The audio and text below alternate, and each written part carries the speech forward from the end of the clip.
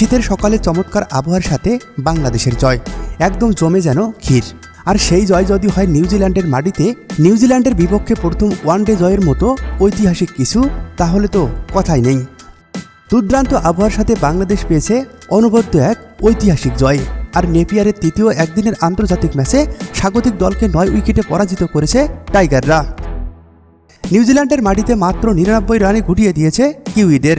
মাত্র 15.1 ওভারে 1 উইকেট হারিয়ে জয়ের বন্দরে পৌঁছে যায় নাজমুল হোসেন শান্তর নেতৃত্বাধীন টাইগার বাহিনী।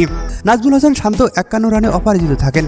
আর এই জয়ের সুবাদে নিউজিল্যান্ডের মাটিতে প্রথমবারের মতো একদিনের ক্রিকেটে জয় পেল বাংলাদেশ, আর সেটা হলো একতরফা ম্যাচে। অবশ্য প্রথম 2 ম্যাচের সুবাদে সিরিজটি 2-1 ব্যবধানে জিতেছে স্বাগতিকরা। তবে এদিন ম্যাচ শুরুর সময় থেকে শরীফুল ইসলাম, তানজিম হোসেন সাকিব এবং সৌম্য সরকারের দুর্ধর্ষ বোলিংয়ের মুখে পড়ে 100 রানের আগেই গুটিয়ে যায় স্বাগতিকরা। তানজিম, সাকিব, শরীফুল ইসলাম এবং সৌম্য সরকার প্রত্যেকেই 3টি করে উইকেট তুলে নেন এবং 1টি উইকেট পান মুস্তাফিজুর রহমান।